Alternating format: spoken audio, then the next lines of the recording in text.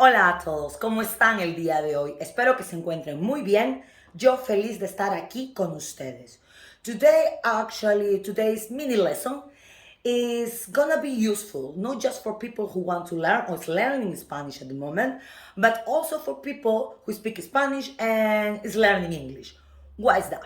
Because some of the words that we're gonna use today, there is confusion for the similarity of these words between one language with another. So yes, we're gonna talk about false friends. Now, what is a false friend? I know it's very graphic, the term, but in languages, a false friend is basically with two words, in one language and the other, they have the same spelling or very similar spelling, and sometimes can be confusing because the meaning is so different, okay? It's nothing to do with another. And sometimes can lead you to situations when embarrassed situations or situations when you're actually uncomfortable because you want to say something and you mean something else. Okay, so we're gonna start with the most common false friends. Are you ready? Let's see. We're gonna start first with embarrassed, vergüenza, avergonzado, avergonzada. What the word in Spanish is embarazada, they mean pregnant. I hear a lot that sometimes people can say, oh, yo estoy muy embarazada. Even men say that. And like, no, you are not. Because embarrassed, okay, in Spanish is like avergonzado o avergonzada. But no embarazada. Embarazada is pregnant. Another word is exit. Exit, like salida in Spanish. And the word that sometimes it can be confused with is éxito, success. Another word, funny one actually, is constipation. Constipation in English is like when you like have problems to go to the toilet, basically estreñimiento in Spanish. But in Spanish, the word is constipación, then it means a cold. So when you say estoy constipada in Spanish, you mean that you have a cold, okay? It doesn't mean that you're constipated in English. So you see how similar are and how it's so different meaning. Another word is soap. Soap, jabón para bañarte. In Spanish, sometimes I hear confusion with sopa, soup. Another one is realize.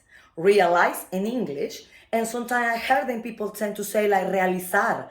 Realizar the word in Spanish, it means like to achieve something, to start something, to achieve something. So it's nothing to do with realize, but it's basically in Spanish darte cuenta, ¿no? Darte cuenta de algo.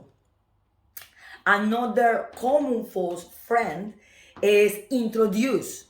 Okay, introduce in English, and in Spanish the word is introducir, what is have nothing to do with the meaning of introduce. Okay, because introducir is like to insert something. It's to insert. So it have not the meaning of introduce someone or something to someone. Okay, it's another false friend. Another one actually polemic sometimes because I heard people actually make a mistake with this one. I didn't make a mistake, but okay, the word is molestar. In English is molest, to molest. What is a bad word because it have to do with, when you sexually harass a person. However, in Spanish, molestar is to annoy someone. Okay, so when I say yo molesto a mis amigos, it's like I like to annoy my friends. What is not true, but okay, just to put an example. Okay, but you see how different are the meanings. And the last one, I mean it's a lot more, but the last one of this video will be a preservative. Preservative, okay, in English can be sometimes get confused with preservativo, that is the word in Spanish.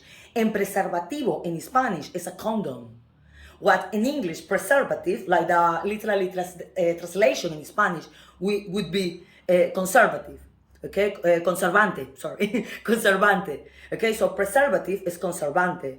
It's no preservativo, as preservativo es a condom. I hope that you find this video interested. If you never knew about that, if you speak English or Spanish, because it will help you both. Okay, let me know on the comments if you've been in any situation, then you actually use one of these words and you mean to say the other.